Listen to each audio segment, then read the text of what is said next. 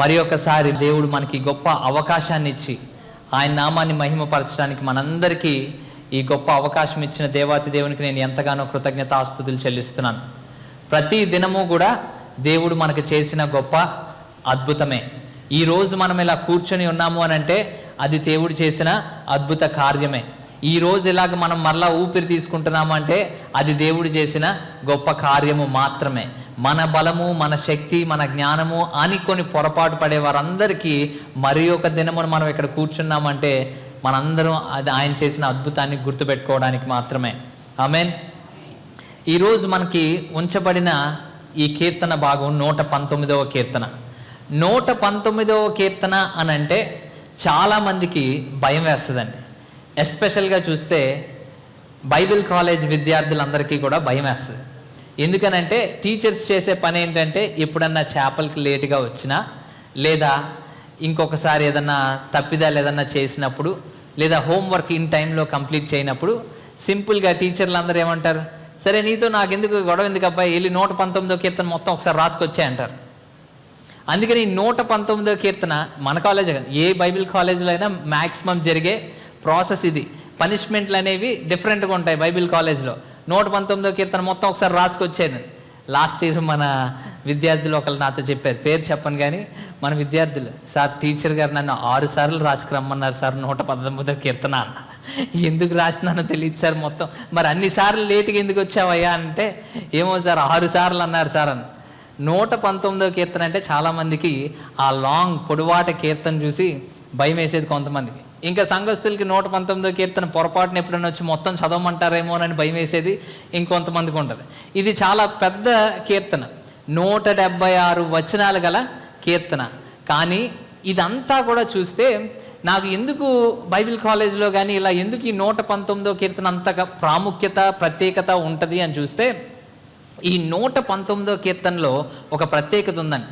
మీ జీవితంలో వెళ్తున్న ప్రతి సమస్య అవ్వచ్చు, మీ జీవితంలో వెళ్తున్న ప్రతి దశలో అవ్వచ్చు, అది యవన వయసు అవ్వచ్చు, ముసలి వయసు అవ్వచ్చు, చిన్న బాలుడి వయసు అవ్వచ్చు, ఏ వయసు అయినా ఏ దశ అయినా అన్నిటికీ అందరికీ అనుకూలంగా ప్రతి దానికి సమాధానం దొరికే కీర్తన ఈ 119వ కీర్తన.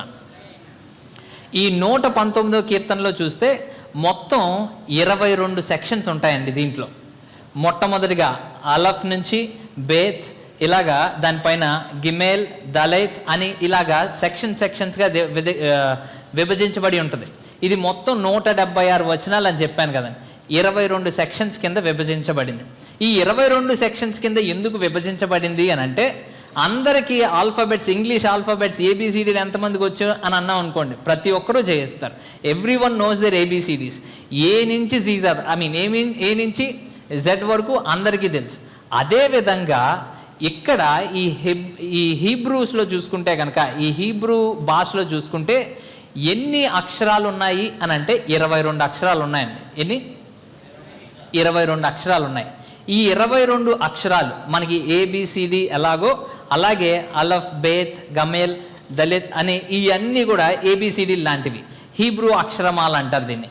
22 అంటే ఏ నుంచి జెడ్ వరకు, ఇక్కడ అలఫ్ నుంచి చివరి దాకా తౌత్ వరకు మొత్తము కూడా మీ జీవితంలో ఒక సంపూర్ణమైన నరేటివ్ని భక్తుడు క్రియేట్ చేస్తున్నాడు మనకి. ఆ నుంచి అమ్మహా వరకు అంటాం ఎలాగో, హీబ్రూ భాషలో మొదటి నుంచి చివరి వరకు నీ జీవిత దశలన్నిటికీ దేవుని వాక్యమే సమాధానం చెప్తుంది అని స్పష్టంగా భక్తుడు ఈ విధంగా ఈ కీర్తనని వర్ణించాడు. బిగ్గరగా దేవునికి స్తోత్రం చెప్దామండి. హల్లెలూయా. దేవుని వాక్యము మనం ఏ దశలో ఉన్నా, ఏ స్థితిలో ఉన్నా మనందరికీ అది ఒక ఆన్సర్గా ఉంటుంది. అంతేకాకుండా దేవుని వాక్యాన్ని మనం ప్రేమించే వారిగా ఉండాలి. ఈ రచయిత ఎవరు అనేది ఇక్కడ స్పష్టంగా లేనప్పటికీ కూడా ఈ రచయిత చాలా సింపుల్గా ఈజీ లైఫ్లో ఉన్న వ్యక్తి అయితే కాదు. ఇక్కడ మనం చూసినట్లయితే 6వ వచనంలో చెప్పబడుతున్న మాట నాకు అవమానం కలిగింది. మళ్ళీ 23వ వచనంలో చెప్పబడుతున్న మాట, రాజులైన వారు నాకు వ్యతిరేకంగా ఉన్నారు, ఇంకా చాలామంది నన్ను ఇబ్బంది పెడుతున్నవారు, తృణీకరిస్తున్నారు, పర్సిక్యూట్ చేస్తున్నారు, కష్టాలు పెడుతున్నారు, ఇబ్బందులు పెడుతున్నారు, ఎన్నో విధమైనటువంటి శోధనలు ఎదుర్కొంటున్నాను అని చెప్పి ఈ మొదటి నుంచి 176 వచనాల్లో అనేక పర్యాయాలు భక్తుడు ఇక్కడ మనకి వివరిస్తూ ఉంటాడు. ఇవన్నిటిలో కూడా చెప్పే మాట ఏంటంటే, ఇన్ని కష్టాల మధ్యలో, ఇన్ని శ్రమలు, ఇన్ని ఇబ్బందులు, ఇన్ని అఫ్లిక్షన్స్ మధ్యన కూడా నేను దేవుని వాక్యాన్ని ఎల్లప్పుడూ ప్రేమించేవాడిగా ఉంటాను అని చెప్పాడు. బిగ్గరగా దేవునికి స్తోత్రం చెప్దామండి. ఇక్కడ చదవబడినట్లయితే కనుక మొట్టమొదటిగా ఈ దేవుని వాక్యము గురించి మాట్లాడాలని ఆశపడుతున్నాను. దేవుని వాక్యము మనల్ని శుద్ధులుగా చేస్తుంది. దేవుని వాక్యము మనల్ని బలపరుస్తుంది. దేవుని వాక్యము మనల్ని సంతోషపరుస్తుంది. దేవుని వాక్యము మనకి నూతనమైన ఆనందాన్ని మనకి అనుగ్రహిస్తుంది. అయితే మనము చుట్టూ ఎన్ని సమస్యలు ఉన్నప్పటికీ కూడా దేవుని వాక్యాన్ని ప్రేమించే వారిగా ఉండాలి అని అన్నప్పుడు, ఎందుకు దేవుని వాక్యాన్ని మనం ప్రేమించే వారిగా ఉండాలి అనేది అయితే రెండు మాటలు చెప్పి నా మాటలు ముగిచ్చేస్తాను. మొట్టమొదటిగా దేవుని వాక్యము మనల్ని శుద్ధీకరిస్తుంది. బిగ్గరగా దేవునికి స్తోత్రం చెప్దామని. హల్లెలూయా. కీర్తనలు 119, 9వ వచనం చదువుదామండి. యవనస్తులు దేని చేత తమ నడతను శుద్ధిపరుచుకొందురు, నీ వాక్యమును బట్టి దానిని జాగ్రత్తగా చూచుకున్నట చేతనే కదా. అయితే ఈ చదవబడిన వాక్యంలో యవనస్తులంట దేని చేత తన నడతను శుద్ధిపరుచుకొందురు. ఇక్కడ అడిగిన క్వశ్చన్ ఏంటంటే, యవనస్తులు ఎలాగ సక్సెస్ఫుల్గా అవుతారు, లేదా ఎలాగ ఫేమస్ అవుతారు, లేదా ఎలాగ ప్రభావితం చెందుతారు, ఇవన్నీ క్వశ్చన్స్ అడగల. యవనస్తులు దేని చేత తమ నడతను శుద్ధి చేసుకుంటారు అనే ప్రశ్న అడిగారు. దాని అర్థం ఏంటంటే, ఈ సక్సెస్, ఫేమ్ యవనస్తులకి ఇవన్నిటికీ చాలా ఇంపార్టెంట్ అయినప్పటికీ కూడా అన్నిటికంటే హయ్యెస్ట్ ప్రయారిటీ మన జీవితంలో ఏది ఉండాలంటే పరిశుద్ధత అనేది ఉండాలి. ఆ పరిశుద్ధత ఎలా వస్తుంది అని అంటే దేవుని వాక్యము ద్వారా మాత్రమే వస్తుంది. బిగ్గరగా దేవునికి స్తోత్రం చెప్దామండి. హల్లెలూయా. నీవు చేసే పనిని బట్టి నీకు పరిశుద్ధత రాదు, కానీ ఆయన వాక్యమును నీలో పెంపొందించుకుంటున్న ప్రతిసారి కూడా నీ హృదయంలో పరిశుద్ధత అనేది ఎదుగుతూ ఉంటుంది.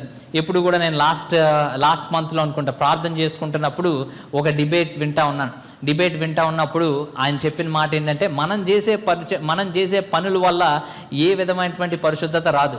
నువ్వు ప్రార్థించడం వల్ల పరిశుద్ధత రాదు, నువ్వు వాక్యం చదవడం వల్ల పరిశుద్ధత రాదు. మరి దేని వల్ల పరిశుద్ధత వస్తుందంటే, క్రీస్తు చేసిన కార్యముల మీద దృష్టి పెడితే పరిశుద్ధత వస్తుంది అని చెప్తూ ఉన్నారు. ఆ మాటలు నాకు ఎంతో ప్రభావితం చేసి నేను ప్రార్థనలో గడుపుతున్న సమయంలో పరిశుద్ధ ఆత్మదేవుడు నాకు చెప్పిన మాట ఏంటంటే, it is not your works that makes you holy, it is my voice, it is my word that makes you holy. అంటే దాని అర్థం ఏంటంటే, నీ జీవితంలో నువ్వు పరిశుద్ధంగా ఉండాలి అని అనుకునే ప్రతిసారి కూడా దేవుని వాక్యంలో నువ్వు ఎదుగుతున్నావా లేదా అనేది నువ్వు చూసుకున్నట్లయితే, if you keep growing in the knowledge of God, if you keep growing in the knowledge and wisdom of his literature, then automatically you will develop a sense of holiness in your life. నీ ప్రతి జీవితంలో చేసే ప్రతి పనిలో కూడా నీ పరిశుద్ధత కనబడుతుంది. ఎందుకనంటే ఆ వాక్యము నీలో ఫలింపులోనికి వస్తుంది కాబట్టి. బిగ్గరగా దేవునికి స్తోత్రం చెప్దామండి. హల్లెలూయా. ఆ పరిశుద్ధత ఎప్పుడు కలుగుతుందంటే కేవలం దేవుని వాక్యము నీలో ఉన్నప్పుడు మాత్రమే. ఈరోజు చాలా విధమైనటువంటి శోధనలు వేరవ్వచ్చేమో. ఈరోజు శోధన ఏంటంటే అశ్లీలత అవ్వచ్చు, రేపు శోధన ఏంటంటే ఇంకొక వ్యామోహం అవ్వచ్చు, నిన్న శోధన ఏంటి అని అంటే రకరకాల శోధనలు అవుతాయి. కానీ శోధనలు మారచ్చు, కానీ అపవాదిని నిన్ను ఎప్పుడూ పడేయాలి, అన్హోలీగా ఉంచడం కోసం ప్రతిసారి ఏదో విధంగా ట్రై చేస్తూనే ఉంటాడు. దానికి ఒకటే ఒక యాంటీడోట్, దేవుని వాక్యం. దేవుని వాక్యము మాత్రమే మనల్ని శుద్ధీకరిస్తుంది. యవనస్తులే కాదండి, మన జీవితంలో ప్రతి ఒక్కరూ కూడా మన హృదయంలో దేవుని వాక్యాన్ని ఉంచుకునే వారిగా ఉండాలి. ఇక్కడ ప్యూర్ అనే మాటకి అర్థం ఏంటంటే జాకా అంటారు హీబ్రూలో. అంటే దాని అర్థం ఏంటంటే ఎప్పుడూ తప్పు చేయలేనటువంటి వారు కాదని, ఎప్పుడూ తప్పు చేయనటువంటి వారు కాదు, అందరూ తప్పులు చేసినటువంటి వారమే. కానీ ఆ వాక్యము మనలో ఏ విధంగా పనిచేస్తూ మనం ఏ విధంగా మారుతున్నాము, క్రీస్తు రూపంలోనికి ఏ విధంగా మారుతున్నాము, ఆ వాక్యము మన హృదయంలో ఉంచుకోవడం ద్వారా క్రీస్తు స్వభావంలోనికి అనుదినము మారేటట్టుగా మనం అడుగులు వేస్తుంటే కనుక అది పరిశుద్ధత. అంటే we have to be pure in every way. Nobody can be pure. ఎవరూ కూడా పరిశుద్ధంగా ఉండలేరు. కానీ మన జీవితంలో ఆ క్రీస్తు స్వభావం వాక్యం ద్వారా మనం మన జీవితానికి అప్లై చేసుకుంటున్నప్పుడు మనం ఏ విధంగా అయితే మారుతామో అదే పరిశుద్ధత. ఎప్పుడన్నా రెస్టారెంట్కి వెళ్ళారనుకోండి, మీరు రెస్టారెంట్కి వెళ్ళిన ప్రతిసారి కూడా ఒక పెద్ద మెనూ ఇస్తారు, రిటర్న్ రాసి ఒక మెనూ పెడతారు. వెళ్ళే ప్రతిరోజు వెళ్తారు కదండి, ఆదివారం అయిపోతే వెళ్తారు అక్కడికి. సో వెళ్ళిన ప్రతిసారి కూడా ఇంత పెద్ద మెనూ ఇస్తారు. దాంట్లో చక్కగా రాసి ఉంచుతారు ఏమేమి ఉంటాయి, ఎలా ఉంటాయి, ఏంటి అని కొంచెం డిస్క్రిప్షన్తో రాసి ఉంచుతారు. అన్నీ చదువుతారు. అప్పటికి సాటిస్ఫై అవుతారా? అవరు. ఇంతలో వెయిటర్ వస్తాడు. వచ్చిన తర్వాత దాన్ని ఎక్స్ప్లెయిన్ చేస్తాడు. ఏంటిది అని అంటే ఇంకా డీటెయిల్డ్గా దీన్ని ఎలా చేస్తారంటే ఇలాగా వండుతాం, దీన్ని ఈ రకంగా చేస్తాము అని అన్నిటి రకంగా చెప్తూ ఉంటారు. చెప్పిన తర్వాత అప్పుడు నువ్వు డిసైడ్ అయ్యి ఏది కావాలో అది తిని సంపూర్తిగా ఐస్ క్రీమ్తో పాటు చక్కగా తిని కంప్లీట్ చేసి బయటికి వెళ్తావు. This is the whole process. అంతే కదా. అలాగే దేవుని వాక్యం మనకి ఈ రిటర్న్ ఫార్మాట్లో ఇచ్చారు, చక్కగా రాసి ఇచ్చారు. అంతేకాకుండా మాలాంటి వెయిటర్స్ అందరూ కూడా వచ్చి దాన్ని క్లియర్గా ఎక్స్ప్లెయిన్ చేయడానికి ట్రై చేస్తారు. ట్రై చేసిన తర్వాత మీరు అది తినకుండా వెళ్ళిపోయారనుకోండి, దాన్ని అప్లై చేసుకోకుండా వెళ్ళిపోయారనుకోండి, మీరు చేసిన ప్రయాసం అంతా కూడా వ్యర్థమే. ఈరోజు ప్రతి ఆదివారము కూడా దేవుని సన్నిధికి వస్తున్నాం. ప్రతి ఆదివారము దేవుని వాక్యం రిటర్న్గా ఏముందో చదువుతున్నాం, దేవుని వాక్యం ఏం చెప్తుందో వివరిస్తున్నాం. కానీ దాన్ని అనుభవించి వెళ్తున్నామా లేదా అనేది మనల్ని మనం ఎగ్జామిన్ చేసుకునే వారిగా ఉండాలి. అది అనుభవపూర్వకంగా ఎప్పుడు అవుతుంది అని అంటే ఆ చెప్పబడిన వాక్య భాగము మన జీవితంలో మనం వెళ్తున్న పరిస్థితులకి అప్లై చేసుకున్నప్పుడు మాత్రమే అది అనుభవపూర్వకంగా అవుతుంది. నమ్మిన వారందరూ బిగ్గరగా దేవునికి స్తోత్రం చెప్దామండి. హల్లెలూయా. యాకోబు రాసిన పత్రిక 1:22-25 చెప్తున్న మాట ఏంటంటే వాక్య భాగమును అద్దముతో పోలుస్తాడు. ఎవరైనా తన ముఖమును అద్దములో చూసుకొని సెట్ చేసుకోకుండా వెళ్ళిపోయేవారు ఎవరన్నా ఉంటారా అని అడుగుతాడు. అలా ఉండినప్పుడు మన అర్థం ఏంటంటే అది ఏదన్నా ప్రాబ్లం ఉన్నప్పుడు మనం ఫిక్స్ చేసుకుంటాం. అందరికీ తెలిసిందే, ఉదయకాలమే వస్తాం, పొద్దున్నే లెగంగానే మేకప్కే ఒక అరగంట పోద్ది, ఇంకో గంట పోద్ది. ఇలాగా ఇంత ఎందుకు ఫిక్స్ చేసుకుంటూ ఉంటాము అని అంటే మనల్ని మనం మంచిగా ప్రజెంట్ చేసుకోవడానికి. దేవుని వాక్యములో కూడా మనం చదువుతున్నప్పుడు ఎక్కడెక్కడైతే మనలో లోపాలు కనబడుతున్నాయో, ఎక్కడెక్కడైతే మన హృదయంలో ఇంకా దేవునికి సబ్మిట్ చేసుకోలేనివి ఏవైతే ఉన్నాయో వాటన్నిటినీ మనం సరిచూసుకునే వారంగా ఉండాలి. ఆ దేవుని వాక్యము మన హృదయంలో ఉన్న ఆ యొక్క కల్మషాన్ని ఎక్స్పోజ్ చేసేదిగా ఉంటుంది. ఆ ఎక్స్పోజ్ చేసినప్పుడు, అది బయలుపరచబడినప్పుడు, మన తప్పిదములు దేవుని వాక్యం ద్వారా బయలుపరచబడినప్పుడు ఆ నూతన ఆత్మ ద్వారా సమస్తమును కూడా పరిశుద్ధపరుస్తుంది. యోహాను సువార్త 15:3 చదువుతామండి ఒకసారి. ఎలా పవిత్రులు అయి ఉన్నారంటే నేను చెప్పిన మాటను బట్టే. ఈ మాట చదివినప్పుడు మనం ఏ విధంగా పవిత్రులం అవుతాము? దేవుని మాటను బట్టే మనము పవిత్రులుగా మారుతాం. బిగ్గరగా దేవునికి స్తోత్రం చెప్దామండి. పవిత్రులుగా అవ్వాలి అని అంటే బాహ్యపరంగా కాదు, మన చేసే పనులను బట్టి కాదు, కానీ మన హృదయ అంతరంగంలో నుంచి వచ్చే మార్పు దేవుడు కోరుకుంటున్నాడు. ఇక్కడ చూస్తే కనుక జొసాయ మనందరికీ తెలిసిన రాజు. జొసాయ ఈ రాజు ఒక ధర్మశాస్త్రాన్ని కనుగొంటాడండి. కనుగొనటం అని కాదు, ఒక మందిరాన్ని కట్టమన్నప్పుడు లేదంటే మందిరాన్ని పునర్నిర్మిస్తున్న సమయంలో అక్కడున్న ప్రధాన యాజకుడికి ఒక గ్రంథం దొరుకుతుంది. ఆ యొక్క బైబిల్, అది యొక్క పరిశుద్ధ గ్రంథం దొరుకుతుంది. ఆ పరిశుద్ధ గ్రంథం దొరికినప్పుడు వెంటనే ఏం చేస్తాడంటే తీసుకొచ్చి ఈ జొసాయ అనే రాజు దగ్గరికి తీసుకొస్తాడు. ఈ రాజు దగ్గరికి తీసుకొచ్చిన వెంటనే ఈయన చెప్పిన మాట ఏంటంటే వెంటనే అది చదువుతాడు. చదివిన తర్వాత ఏం జరిగింది అని అంటే తన బట్టలు చింపుకొని ఏడుస్తూ ప్రార్థిస్తూ ఉంటాడు. ఒక్కసారి ఆ వచనం చదువుదామండి. 2వ రాజుల గ్రంథం 22:11 వచనం చదువుదాం. ఇక్కడ చదవబడిన వాక్య భాగంలో 11వ వచనంలో చూసినట్లయితే ఎప్పుడైతే రాజు దగ్గరికి ధర్మశాస్త్రం తీసుకొచ్చినప్పుడు ఆ గ్రంథపు మాటలు ఏం చేశారంటే ఆ గ్రంథపు మాటలు వినినప్పుడు తన బట్టలను చింపుకొనెను. ఈ మాట చదివినప్పుడు నాకు చాలా ఆశ్చర్యం అనిపించింది. రాజు ఒక గొప్ప రాజు అయ్యుండి కూడా ఎప్పుడైతే ఈ గ్రంథంలో ఉన్న మాటలన్నీ విన్నాడో, దేవుని వాక్యములో విన్నాడో, తన బట్టలు చింపుకోవడం ప్రారంభించాడంట. ఎందుకు తన బట్టలు చింపుకోవడం ప్రారంభించాడు అని అంటే వాళ్ళు చేస్తున్న పాపము ఆ రాజు కళ్ళ ముందు కనబడింది. అంటే దాని అర్థం ఏంటంటే నీవు ఎప్పుడైతే వాక్యాన్ని చదువుతూ ఉంటావో, ఎప్పుడైతే ఆ వాక్యాన్ని నీ హృదయంలో ధ్యానిస్తూ ఉంటావో, ఆ వాక్యాన్ని ధ్యానించిన ప్రతిసారి కూడా నీ హృదయంలో ఉన్న పాపము నీకు కనబడి దేవుని దగ్గరికి పశ్చాత్తాపడడానికి నువ్వు వచ్చేవాడిగా ఉండాలి. బిగ్గరగా దేవునికి స్తోత్రం చెప్దామండి. హల్లెలూయా. అంతేకాకుండా యాజకుడైన హిల్కియా నాకు ఆ గ్రంథం అప్పగించినని రాజుతో చెప్పి ఆ గ్రంథమును రాజు సముఖమందు చదివెను. ఎప్పుడూ కూడా ఆ రాజు సముఖమందు లేదంటే అక్కడున్న ప్రతి వారి దగ్గర ఆ యొక్క గ్రంథాన్ని చదివారంట. ఈ మాటలు బట్టి మనకేం అర్థమవుతుందంటే అనుదినము కూడా మనం దేవుని వాక్యాన్ని చదివే వారంగా ఉండాలి. అలా చదివినప్పుడు మాత్రమే మన హృదయంలో ఉన్న అపవిత్రత కనిపిస్తూ ఉంటుంది. అలా చదివినప్పుడు మాత్రమే మన హృదయంలో ఇంకా ఏ ఏ తప్పులు మనకి కూడా కనబడినవన్నీ కూడా పరిశుద్ధాత్మ ద్వారా అది వెలికి తీస్తూ ఉంటారు. ఒక దినమున ఒకరు చెప్పిన మాట ఏంటంటే, మేము కౌన్సిలింగ్లో ఉన్నప్పుడు నేను మా రిలేషన్షిప్లో చాలా బాధపడుతున్నామండి, మా వైవాహిక విషయంలో చాలా బాధపడుతున్నాము, చాలా ఇబ్బందిగా ఉంది అని చెప్పినప్పుడు వెంటనే అక్కడున్న కౌన్సిలర్స్ అందరూ ఏం చెప్పారంటే, బాబు నువ్వు చేయవలసింది ఏంటంటే నువ్వు పరిశుద్ధాత్మ దేవుని మీద ఆధారపడి ప్రార్థన చెయ్యి, దేవుని వాక్యాన్ని ఎక్కువ చదువు అని. అతను ధ్యానిస్తున్న ప్రతిసారి కూడా ఒక వారం అయిపోయిన తర్వాత ఆ పరిశుద్ధాత్మ దేవుడు వాళ్ళల్లో ఏం తప్పు చేస్తున్నారో, ఆ వ్యక్తి చేస్తున్న తప్పేంటి, పైకి అందంగానే కనిపించింది, పైకి కరెక్ట్గానే ఉంది, కానీ అతను చేస్తున్న తప్పేంటో అది కేవలం దేవుని వాక్యము ద్వారా బహిర్గతమైంది. ఆ బహిర్గతం అవ్వడం ద్వారానే వాళ్ళకి సమాధానం దొరికింది.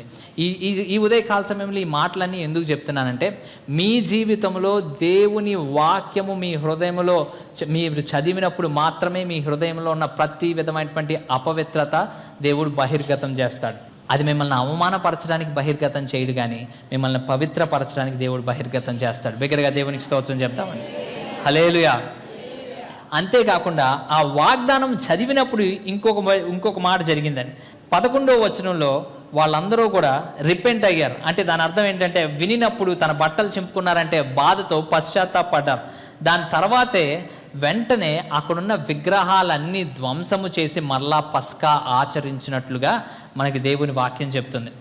2 రాజుల గ్రంథం 23:14 చూద్దామండి. అషేరు స్తంభాలన్నీ పడగొట్టినట్టుగా మనం చూస్తున్నాం. యెషయా విగ్రహాలన్నింటినీ కూడా తొలగించాడని. ఎప్పుడైతే దేవుని వాక్యము చదివాడో, తన హృదయంలో ఉన్న లేదంటే తన చేస్తున్న ప్రతి విషయంలో ఎక్కడెక్కడైతే విగ్రహాలు ఉన్నాయో వాటన్నిటినీ ప్రభువారు బహిర్గతం చేశారు. దేవుని వాక్యం బహిర్గతం చేసింది. బహిర్గతం చేస్తే తను చదివినప్పుడు తన బట్టలు చింపుకొని పశ్చాత్తాపడి వెంటనే ఆ అషేరు స్తంభాలు అన్నీ పడగొట్టినట్టుగా మనం చూస్తున్నాం. 23:14 చదువుదామండి. 2వ రాజుల గ్రంథం 23:14 వచనం. తునకలుగా కొట్టించి పడగొట్టించి, ఇక్కడ చూసినట్లయితే ప్రతి విధమైనటువంటి విగ్రహాలు కూడా ధ్వంసం చేశారు. దేవుని వాక్యం మనం చదివినప్పుడు మన జీవితంలో ఉన్న ప్రతి విగ్రహాలను కూడా ధ్వంసం చేసేవారిగా ఉండాలి. ఈరోజు నువ్వు ఏ విగ్రహంతో పోరాడుతున్నావో, ఇంకా నీ హృదయంలో ఏ విగ్రహం ఉందో నాకు తెలియదు, కానీ ఇంకా కొంతమందికి ఫోన్ అనే విగ్రహం పోదు, కొంతమందికి డబ్బులు అనే విగ్రహం పోదు, కొంతమందికి షాపింగ్ అనే విగ్రహం పోదు, కొంతమందికి ఈ విగ్రహాలు లిస్ట్ పెట్టుకుంటూ ఉంటే చాలానే ఉంటుంది. ఆ విగ్రహాలు ఏంటో నాకంటే ఎక్కువ మీకే బాగా తెలుసు కాబట్టి ఆ విగ్రహాలు ఏదైనా ఉన్నా కానీ దేవుని వాక్యాన్ని చదివేటప్పుడు, ప్రభువా నాకు అది బహిర్గతం చేయి, నేను నీ వాక్యం చదువుతున్నప్పుడు ఎక్కడైతే నేను పడిపోతున్నానో అక్కడ నన్ను బహిర్గతం చేయి అని ఎవరైతే ప్రార్థన చేస్తారో వారందరి జీవితంలో కూడా దేవుడు ఆ అపవిత్ర విగ్రహాలను బహిర్గతం చేసి దానిని పడగొట్టే కృపని దేవుడు మీకు ఇస్తాడు. నమ్మిన వారందరూ బిగ్గరగా దేవునికి స్తోత్రం చెప్దామండి. రెండోదిగా చూస్తే అదే 2వ రాజుల గ్రంథం 23:5 వచనం చూద్దామండి. అన్య దేవతలకు వాళ్ళు బలులర్పించే యాజకులను తొలగించాడంట. ఎప్పుడైతే వాక్యం చదివాడో ఆ రాజు, యెషయా రాజు ఎప్పుడైతే ఆ వాక్యం చదివాడో, వాక్యం చదివిన వెంటనే అక్కడ బలులర్పించే యాజకులందరినీ కూడా తొలగించాడు. 2వ రాజుల గ్రంథం 23:8 వచనం. ఈ చదవబడిన వాక్య భాగాలన్నీ చూస్తే ఇక్కడ ఈ రాజు ఏ విధంగా మారాడు, ఏ విధంగా తన ప్రజలైన అందరినీ మార్చాడు అనే విషయాన్ని మనం చూస్తున్నాం. ఇక్కడ దేవుని వాక్యం ఈ మార్పు రావడానికి గల కారణం ఏంటి, తన హృదయంలో మార్పు రావడానికి, తన ప్రజలలో మార్పు రావడానికి, తన చుట్టూ ఉన్న వారిలో మార్పు రావడానికి గల కారణం, ఏకైక కారణం ఏంటి అని అంటే దేవుని వాక్యం చదివినప్పుడు మాత్రమే. దేవుని వాక్యము చదివినప్పుడు ఒక్క వ్యక్తి మారలేదు, చుట్టూ ఉన్న ప్రదేశాలు మారినాయి, ఆరాధన మారింది, మరలా పరిశుద్ధత పునర్నిర్మించబడింది, అంతేకాకుండా అక్కడ ఉజ్జీవం మొదలైంది. దేవునికి స్తోత్రం చెప్దామండి. హల్లెలూయా. మనందరి జీవితాల్లో ఉజ్జీవాలు కావాలి, మనందరి జీవితాల్లో ఆశీర్వాదాలు కావాలి, మనందరి జీవితాల్లో దేవుని యొక్క కృప పొందుకోవాలని ప్రతి ఒక్కరూ ఆశపడతారు. కానీ అనుదినము కష్టములో, నష్టములో, వ్యాధిలో, బాధలో దేవుని వాక్యాన్ని ప్రేమించే వారికి మాత్రమే ఈ కార్యాలు జరుగుతాయి. ఇది వింటున్న మనము ఎలాగైతే ఈ యెషయా రాజు దేవుని వాక్యము చదివినప్పుడు తన బట్టలు చింపుకొని ప్రాధేయపడి దేవుని కృప పొందుకున్నాడో, అదే విధముగా మనము కూడా దేవుని వాక్యము అనుదినమును చదువుకునే వారముగా ఉండాలి. బిగ్గరగా దేవునికి స్తోత్రం చెప్దామండి. హల్లెలూయా. మరలా స్టార్టింగ్ నుంచి చూస్తే కనుక 119వ కీర్తన, ఈ అన్ని వచనాలు ఏ నుంచి జీ వరకు హీబ్రూల అక్షరమాల్లో మొదటి అక్షరం నుంచి చివరి అక్షరం వరకు నీ జీవితంలో వెళ్తున్న ప్రతి సమస్యకి కూడా ఒక పరిష్కారం ఉంది అని చెబుతూ అన్ని సమస్యల్లో కూడా దేవుని వాక్యాన్ని ప్రేమించాలి అనే మాటను ఈ వాక్యంలో స్పష్టంగా తెలియజేస్తున్నాడు. ఇంకో మాట చూద్దాం, చూడండి. దేవుని వాక్యాన్ని ప్రేమించాలి. దేవుని వాక్యాన్ని ప్రేమిస్తే మరి ఒక ఆశీర్వాదం, లేదంటే మరి ఒక ఆశీర్వాదం మనం ఏం పొందుకుంటాము అని అంటే దేవుని నడిపింపు మనకు దొరుకుతుంది. బిగ్గరగా దేవునికి స్తోత్రం చెప్తామండి. అదే కీర్తన 119, 105వ వచనం చూద్దామండి. నీ వాక్యము నా పాదములకు దీపమును, నా త్రోవనకు వెలుగునై ఉన్నది. ఇక్కడ చూసినట్లయితే రెండోదిగా ఆ వాక్యము మనకి ఏం చేస్తుంది అని అంటే మనకి త్రోవను చూపించేదిగా ఉంటుంది. మనం ఎటు వెళ్ళాలో తెలియనప్పుడు, ఏ పరిస్థితి గుండా వెళ్ళాలో తెలియనప్పుడు మనకి ఆయన వాక్యము మాత్రమే మనకి త్రోవను చూపించేది. నమ్మిన వారందరూ బిగ్గరగా దేవునికి స్తోత్రం చెప్తారా? హల్లెలూయా. ఇక్కడ నాకు నచ్చినది ఏంటంటే నీ వాక్యము నా త్రోవకు వెలుగై ఉంది అంటే దీపము అనే మాట వాడాడు. నన్ను అడిగితే కనుక ఫ్లాష్ లైటో, ఫ్లడ్ లైటో, లేదంటే స్టూడియో లైట్సో అనలా, దీపము అని అన్నాడు. దీపము అని అంటే ఏంటి? పాత నిబంధనలో లాంతర్లు పట్టుకొని దీపాలంటే అది కొన్ని మొత్తం అంతా దారిని మొత్తం చూపించడం. ఒక అడుగు నువ్వు చేయవలసింది లేదంటే నీకు ముందున్నది మాత్రమే చూపిస్తుంది. అది తీసుకొని వెళ్తున్న ప్రతిసారి మొత్తం అంతా ఏం జరుగుతుందో కనబడదు, కానీ నీ ఎదురుగుండా వేయాల్సిన అడుగుకు వారికి మాత్రమే చూపిస్తుంది. అదేవిధంగా మన జీవితంలో రేపేంటి అనేది మనకు కావాలి అని అనుకున్నప్పుడు మనకు కూడా ఏం కావాలనుకుంటున్నామంటే we want the whole complete big picture. We need the 5-year plan, 10-year plan. Next 10 ఏళ్ళకి మన జీవితం ఎలా ఉండబోతుంది, నెక్స్ట్ 15 ఏళ్ళకి నా జీవితం ఎలా ఉండబోతుంది, నాకు ఒక ఫ్లాష్ లైట్ ఇవ్వు ప్రభు అంటాడు. కానీ దేవుని వాక్యం ఏం చెప్తుంది? నీ వాక్యము నా పాదములకు దీపము అని అన్నాడు. అంటే దాని అర్థం ఏంటి అని అంటే నీకు ఫుల్ బిగ్ పిక్చర్ ఇవ్వను, కానీ నువ్వు నెక్స్ట్ ఏ అడుగు వేయాలో అక్కడ వరకు నేను చూపిస్తాను. నువ్వు విశ్వాసముతో ఎప్పుడైతే ఆ అడుగు విధేయతతో వేస్తావో అప్పుడు నీ మార్గము సరళం చేస్తాడు. బిగ్గరగా దేవునికి స్తోత్రం చెప్దామండి. నెక్స్ట్ 5-year ప్లాన్ కావాలని ఎంతమందికి ఉందండి? అందరికీ ఉంటుంది. కాకపోతే నెక్స్ట్ అడుగు, ప్రభువా నేను విధేయత చూపించాలి అంటే నాకు ఈ సీజన్లో ఇప్పుడు నువ్వు చెప్తున్న మాట ఏంటి, నేను ఎక్కడ విధేయత చూపించాలి, అక్కడ ఆ అడుగు వేస్తే కనుక నెక్స్ట్ది దేవుడు రివీల్ చేస్తాడు. అది చేసిన తర్వాత నెక్స్ట్ది దేవుడు రివీల్ చేస్తాడు. అలాగా నీ గమ్యం చేరుకునే అంతవరకు కూడా దేవుడు నీకు తోడుగా వస్తాడు. అదే కనుక దేవుడు మనకి బిగ్ పిక్చర్ ఇచ్చాడు అనుకోండి, ఎటు వెళ్తున్నావో చెప్పేశాడు అనుకోండి, గూగుల్ మ్యాప్స్ లాగా, ప్రభా నువ్వు నాకు అక్కర్లేదు, ఐఎమ్ డన్ విత్ యూ, నాకు చాలు, నేను ఎటు వెళ్తున్నాను అని చెప్పి దేవుణ్ణి కూడా వదిలి వెళ్ళిపోతాం మనం. Because we're so much focused on the destination, on the plan rather than the planner. మనకి ఎంతసేపు ఆ గమ్యము, ఆ కనాను దేశము, ఆ ప్రామిస్ ల్యాండ్, ఆ యొక్క ఆశీర్వాదాలు కావాలి, కానీ ఇచ్చేవాడు మాత్రం అక్కర్లా. కానీ అంతకంటే గొప్ప విషయం ఏంటంటే అలా అడుగు అడుగు వేస్తున్న ప్రతిసారి కూడా దేవుడు నీ చేయి పట్టుకొని నడిపించే దేవుడు. బిగ్గరగా దేవునికి స్తోత్రం చెప్దామండి. ఫిలిప్ జీవితంలో అదే ఎగ్జాక్ట్గా జరిగింది. అపోస్తల కార్యములు, బుక్ ఆఫ్ యాక్ట్స్ చాప్టర్ 8:26. ప్రభువు దూత నీవు లేచి దక్షిణముగా వెళ్ళి యెరూషలేము నుండి గాజాకు పోవు అరణ్య మార్గమున కలుసుకొమ్మని ఫిలిప్పుతో చెప్పగా అతడు లేచి వెళ్ళెను. ఈ మాట చదివినట్లయితే కనుక ఫిలిప్పుకి దేవుని దూత ప్రత్యక్షమై ఒక మాట చెప్పింది.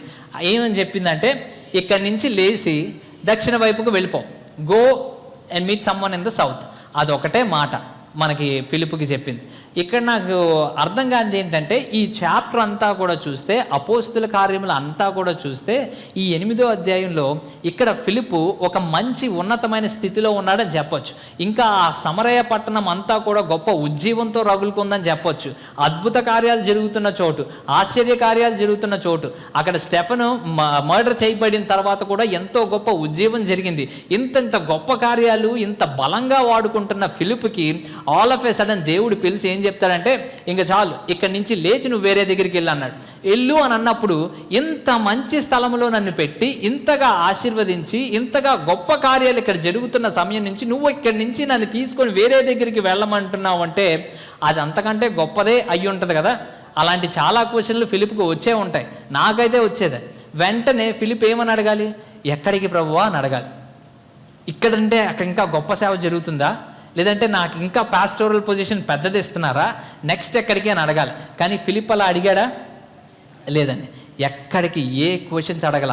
నీ వాక్యము నా పాదములకు దీపం అన్నాడు. ఆ వెంటనే ఆ ఒక్కడుగు, సరే ప్రభువా నువ్వు చెప్పావు నేను చేస్తానని ఆ ముందడుగు వేశాడు. ముందడుగు వేసిన తర్వాత నెక్స్ట్ స్టెప్ ఏంటి?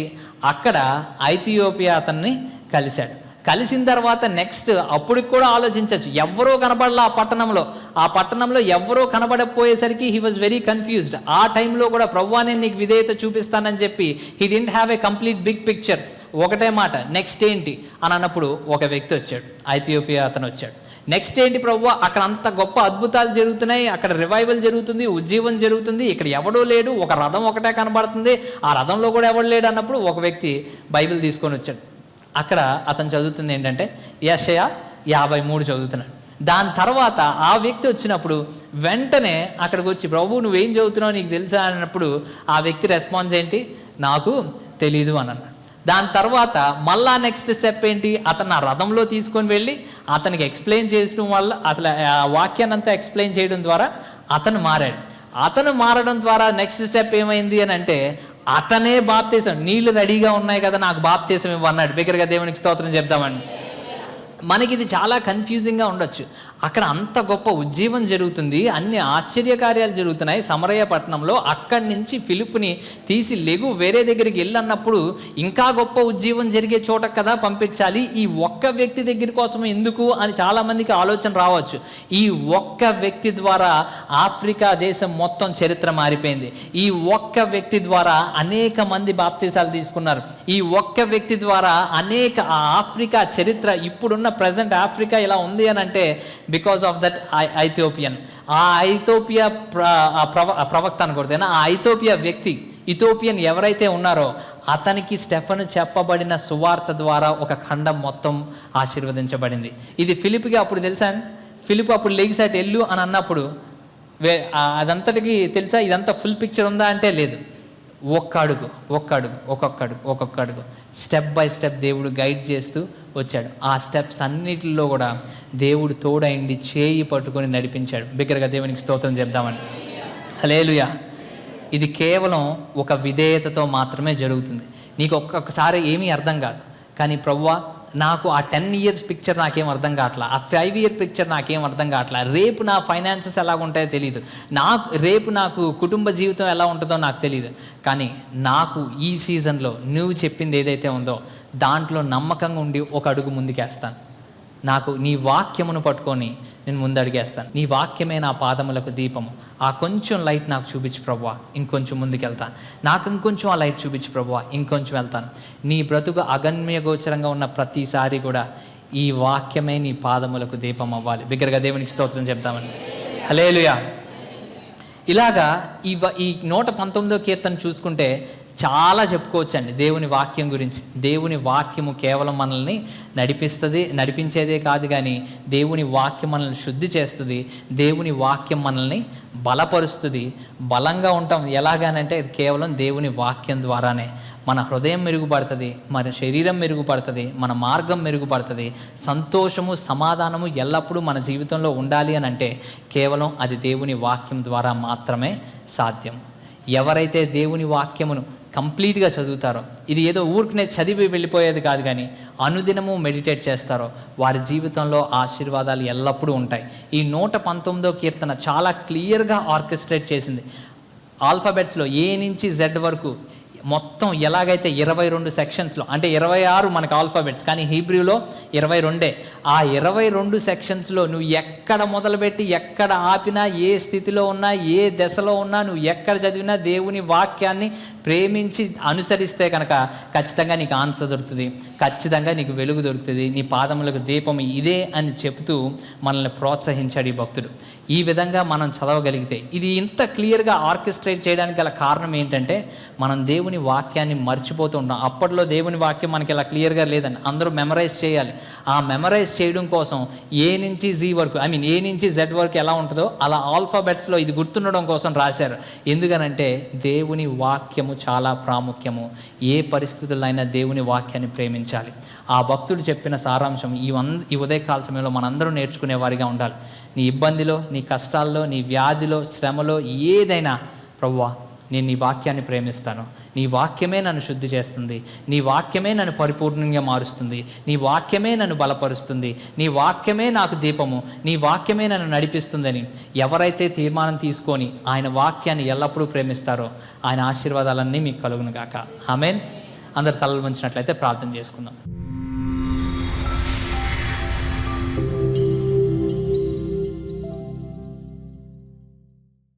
పరిశుద్ధ ప్రేమ నమ్మకం కలిగిన తండ్రి, మీ బంగారు పాదములకు వందనాలు, స్తుతులు, స్తోత్రములయ్యా. ఈ ఉదయకాల సమయంలో ప్రభువా నీ వాక్యం యొక్క ప్రాముఖ్యత మాకు చెప్పినందుకే వందనాలు ప్రభువా. నీ వాక్యమే మమ్మల్ని శుద్ధీకరిస్తుంది ప్రభువా. నీ వాక్యమే మాలో ఉన్న అపవిత్రతను తొలగిస్తుంది ప్రభువా. నీ వాక్యమే మమ్మల్ని నడిపించేది ప్రభువా. నీ వాక్యమే మమ్మల్ని స్థిరపరిచేది ప్రభువా. నీ వాక్యమే మాకు సంతోషమునిచ్చేది. నీ వాక్యమే మాకు ఉజ్జీవాన్ని ఇచ్చేది ప్రభువా. యేసయ్యా, స్టెఫన్కి ఏ విధంగా నడిపించారో, ఇక్కడ ఎంతమంది అయితే నీ వాక్యమును ప్రేమించాలని తీర్మానం తీసుకున్నారో వారందరి జీవితాల్లో మీరే తోడైండండి తండ్రి. వారందరి జీవితంలో మీరే కృప చూపించండి. ఆ వాక్యాన్ని ప్రేమించిన ప్రతి ఒక్కరి జీవితంలో గొప్ప ఆశ్చర్య కార్యాన్ని ఉదయకాల సమయమే జరిగించమని అడుగుతున్నాను తండ్రి. ఆ వాక్యమును ప్రేమించిన ప్రతి ఒక్కరి కుటుంబంలో మీ శాంతిని, సమాధానమును, నెమ్మదిని అనుగ్రహించండి తండ్రి. మీ రాకడ పర్యంతము కూడా ప్రభువా ఇక్కడ కూడి ఉన్న ప్రతి ఒక్కరము మీ వాక్యాన్ని ప్రేమించే వారిగా చేయమని, మీ సంరక్షణలో భద్రపరచమని యేసయ్య అతి పరిశుద్ధమైన నామమున ప్రార్థించి అడుగుచున్నాం మా పరమ తండ్రి. ఆమేన్.